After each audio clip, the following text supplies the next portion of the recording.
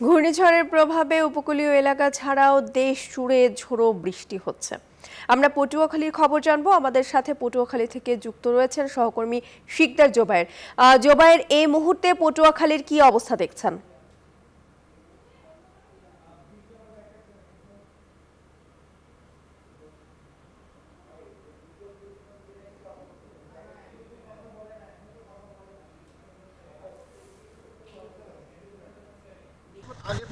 যেটি দেখেছি জোয়ারে পানির উচ্চতা আজকেও অনেক বেশি বৃদ্ধি পেয়েছে এবং আমি এই মুহূর্তে যে জায়গাটিতে রয়েছি এই রাস্তাটির দুধারেই অনেক মাছের ঘের। আপনি জানেন যে সাতক্ষীরা হচ্ছে সাদা সোনা খ্যাত চিংড়ির আবাসস্থল বলা চলে, কারণ এখানে ব্যাপকভাবে উৎপন্ন হয় এই চিংড়ি, যে কারণে চিংড়ির যে ঘেরগুলো রয়েছে অতিরিক্ত বাতাস এবং জলোচ্ছ্বাসের যে সম্ভাবনা ছিল, বিশেষ করে জোয়ারের সময় প্রায় 5 থেকে 7 ফুট পর্যন্ত পানি অতিরিক্ত প্রবাহিত হচ্ছে, যে কারণে বেড়িবাঁধ ভেঙে পানি আসার যে শঙ্কা, সেটি এই মুহূর্তে এই মৎস্য ব্যবসায়ী যারা এই অঞ্চলে আছেন তাদেরকে বেশ ভাবিয়ে তুলেছে। কারণ ঘূর্ণিঝড় রিমাল হয়তো বিদায় নিয়েছে, কিংবা তার পিছনের ভাগের যে প্রভাব, শেষ ভাগের, সেটি এই মুহূর্তে বেশ ভালোভাবে প্রভাবিত করছে। সে কারণে যাতে করে বেড়িবাঁধ ভেঙে যদি কোনো মতে পানি প্রবেশ করে এই ঘের এলাকায়, তাহলে ব্যাপক ক্ষতির শিকার হবেন এই এলাকার যে মৎস্য ব্যবসায়ীরা রয়েছেন তারা।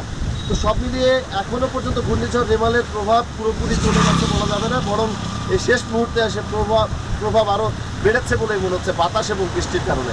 এই ছিল আমার কাছে। খুলনায় সহকর্মী শামসুজ্জামান শাহিন রয়েছেন, তার কাছে জানবো সেখানকার খবর। শাহিন।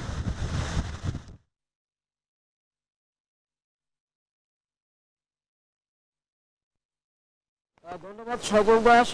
আপনি যেমন সাতক্ষীরার বিষয়টি তুলে ধরছিলেন, খুলনাতেও কিন্তু এখন মুষলধারে বৃষ্টি হচ্ছে, সাথে আছে ঝোড়ো হাওয়া। ইতিমধ্যে 14 ঘন্টা অতিবাহিত হয়ে গেছে, কিন্তু বিদ্যুৎ লাইন সচল করা যায়নি। ইন্টারনেট, বিশেষ করে ব্রডব্যান্ড ইন্টারনেট ব্যবস্থাও কিন্তু ভেঙে পড়েছে।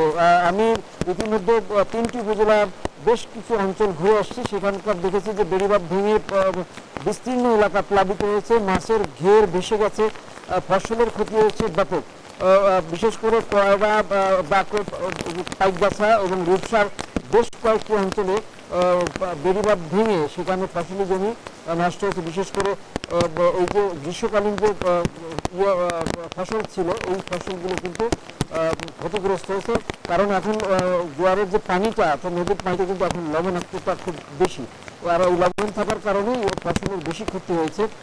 আর 14 ঘন্টা পরে কিন্তু বিদ্যুৎ লাইন সচল করতে পারেনি। অনেক স্থানে আমি বাস পড়ে থাকতে দেখেছি, আঞ্চলিক সড়ক সহ মহাসড়ক এবং যে উপজেলার ভিতরে যে সড়কগুলো আছে সেগুলোতে কিন্তু বাস পড়ে থাকতে দেখেছি। স্থানীয়রা এবং প্রশাসন এই বাসগুলো অপসারণ করার চেষ্টা করছে। পাশাপাশি বিদ্যুৎ লাইন সচল করার জন্য অনেকে কাজ করছেন। বিদ্যুৎ কর্মীদেরকে আমরা মাঠে দেখেছি, ভোর থেকেই তাদেরকে কিন্তু আমরা মাঠে দেখেছি, তারাও ক্লান্ত চেষ্টা চালাচ্ছেন এই বিদ্যুতের লাইন সচল করার জন্য। কিন্তু আবহাওয়া বৈরী থাকার কারণে এই বিদ্যুৎ লাইন সচল করা যাচ্ছে না।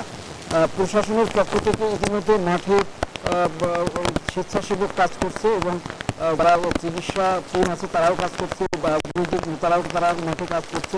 সাইকেল সংখ্যারও এখনও লোকজন আছে, বিশেষ করে উপকূলের যেগুলো অত্যন্ত ঝুঁকিপূর্ণ যে এলাকা, সেখানকার মানুষরা সাইকেল সংখ্যারও এখনও অবস্থান নিয়ে আছে বলে জানতে পেরেছি। এই ছিল খুলনা থেকে আমার কাছে সর্বশেষ।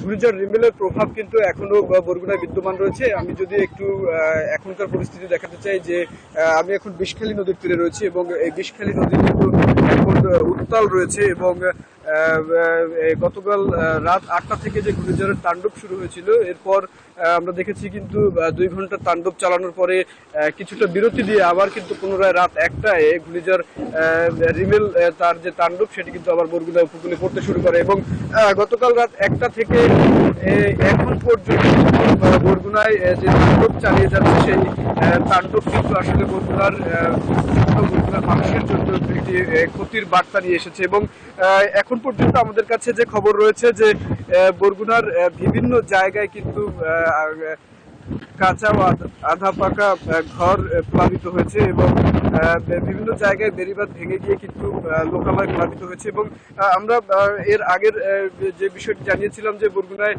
কিন্তু যে বরগুনা পৌর শহর, আমতলী পৌর শহর এবং পাথরঘাটা পৌর শহর সহ বরগুনার যে নিম্নাঞ্চল রয়েছে সেই নিম্নাঞ্চলগুলো কিন্তু এই ঘূর্ণিঝড় রিমেলের প্রভাবে যে জলোচ্ছ্বাস হয়েছিল সেই জলোচ্ছ্বাসে প্লাবিত হয়েছে। এবং এখন যে পরিস্থিতি রয়েছে নদীর সেটি কিন্তু ক্রমশ আরো বেশি উত্তাল হচ্ছে। তবে আমরা অনুযায়ী প্রকৃতির যে প্রকৃতির কথা বলছি সেই অনুযায়ী কিন্তু বলা যাচ্ছে যে আগের থেকে কিন্তু অনেকটাই বৃষ্টির তীব্রতা কমতে শুরু করেছে। তবে বাতাসের গতিবেগ কিন্তু এখনো গতকাল রাতে যেভাবে ছিল তেমনি বিদ্যমান রয়েছে। এই ছিল আমার কাছে এখান থেকে সবশেষ যাচ্ছি স্টুডিওতে।